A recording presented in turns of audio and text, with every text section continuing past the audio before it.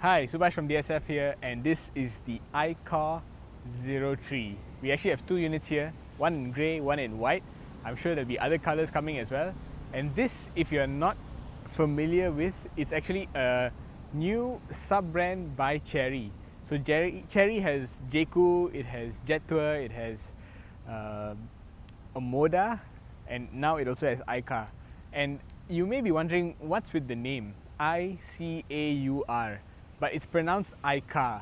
Well, I think the story is that there's a bit of a copyright trademark issue going on because iCaur is already a registered trademark in this region. So to get around it, what Chery has done is that they've changed the spelling of the word, but they've not changed the way it's pronounced. And there's a couple of ways to look at it, right? And the traditional way is that it's kind of a silly sounding name. Who wants to be seen driving around in an iCaur or an iCaur? But the other way to look at it is the way that a lot of Chinese manufacturers are looking at it. You know, brands, they build their own story. It's not about your legacy. You can kind of just plonk whatever story you want on top of it and form your own narrative. The most important thing is the product and the price itself. So if you're looking at it from that point of view, what was the most cost-effective way for Chery to bring this into Malaysia, into Southeast Asia? Well, it's by just adding a U there in between A and R. That's a motorbike. So yeah, there's two ways of looking at it, and I think the way that Chery did it, the way that they brought in the car by just adding a letter into the brand, I think that is a very practical and interesting approach to making the brand work. So the iCaur 03, what is this? This is basically a shrunken down Defender, but with an electric powertrain. And the other way to look at it is it's a kind of like a Jimny 5-door alternative with electric power and also more rugged styling, more Defender-esque styling. The other thing to note is that the technology in here is very, very high end. You got, besides all the electric vehicle functionality, you have a lot of tech that is built into the system itself. You've got a wireless charger that's quite fast. You've got a Xiaomi infotainment system. You've got a lot of little things that you wouldn't expect in a sub 200,000 ringgit car. And this car, well, it's not confirmed it's under 200,000 ringgit. The rumors are it's going to be very, very affordable, very, very attractively priced. We'll have to wait and see. So now let's take you on a tour of the iCaur 03, and then you can see whether the car really is for you or not. On most off-roaders, this little box at the back would be housing a spare tire. Usually it's circular. Well, on the iCaur 03, because modern cars don't have spare tires anyway, what they've done is quite interesting. It actually locks up when the car is locked. So once you unlock it, you press the top of the eye, the little dot here, and this springs open. It's on elastic bands, and there's another elastic band on the inside here. And this is just about big enough to store your charging cables. So that's what they've kind of come up with, the solution. I think it's interesting, and it locks up like that. The other thing is this. You open this tailgate, swings out rightwards like a traditional SUV, but what is interesting is the small cargo space here. There's no tonneau cover. It is actually about the size of, I don't know, it's not even like HRV size. It's about Myvi sized, I would say. And it's a lot taller than you expect. The loading height is way above my knee. So you're not really buying this for cargo carrying capacity. Though you can fold the back seats down and get more space out of that. But if it's just a family car, it's a little bit tight in the back here. Let's check out the back seats.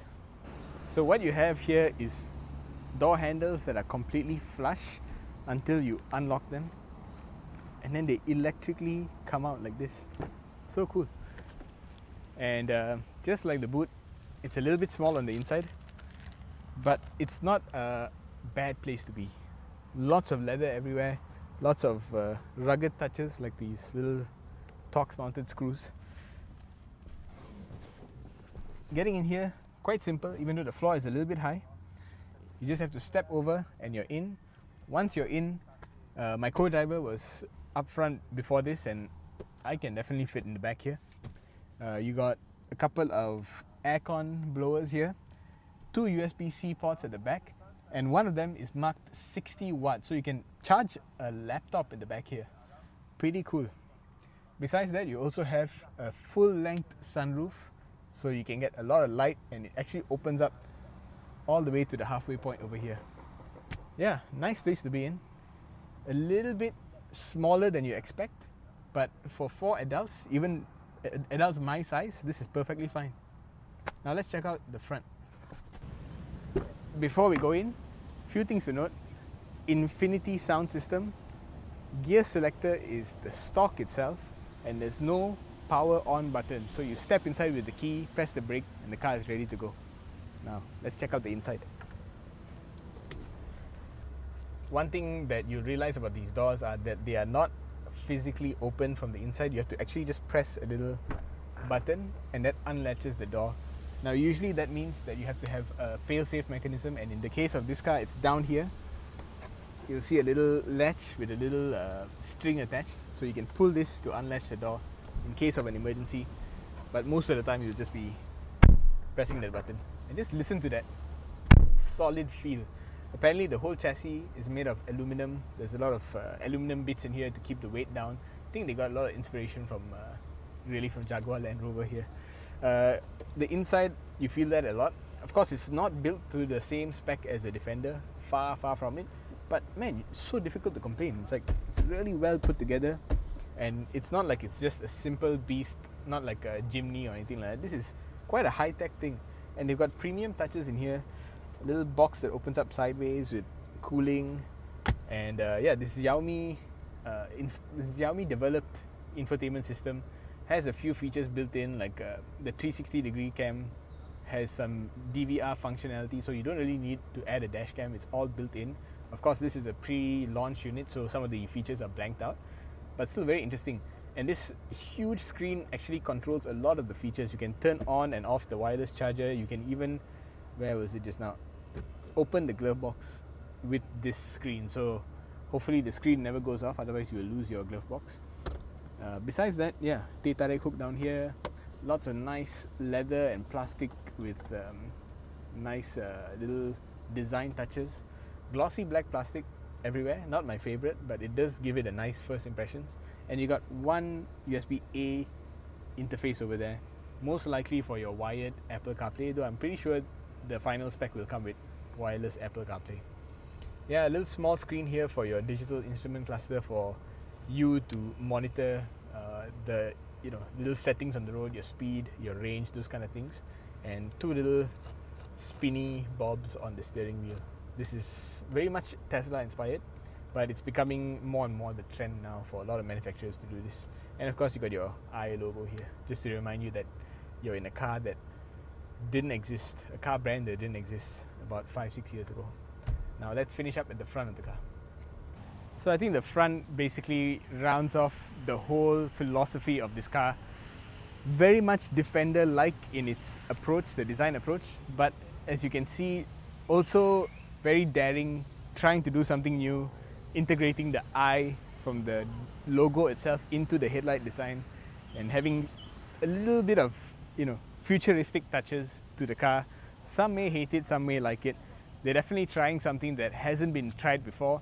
This thing is supposed to be one of the first and most affordable electric off-roaders, and it's coming from China, and it's coming from a new brand, so definitely a lot of new things that the market will not know how to respond to, but I'm sure there'll be a lot of customers out there waiting for this car. It's got 280 horsepower, 350 to 380 Newton meters of torque, a lot of torque. All-wheel drive that is ready for off-road experiences. As you can see, we actually drove it off-road here. Not very far, the road is right there, but you get the point. And besides that, the range is quite respectable, over 400 km on NEDC, so it's a little bit generous, so you can expect more like 380 on the WLTP protocol. Charging speed is okay. AC charging at home, you get 6.6 kilowatt. DC charging outside, 80 kilowatt charging. So decent specs, not the best electric vehicle specs out there, but I think what it does that no other SUV can do is the off-roading factor, and I think a lot of people will never really take this thing off-road. I wouldn't want to be stuck in a jungle without a charger or without any juice left in my car, so it's more of the rugged feel, and I think it ticks a lot of boxes, decent enough specs for it to be a daily runner or a second car or weekend car, something like that. Something to enjoy with your family. So yeah, that's the iCaur 03 for you in a nutshell. Stay tuned for the launch price, the package. I'm sure it's going to be amazing. I'm Subhash from dsf.my. Thanks for watching.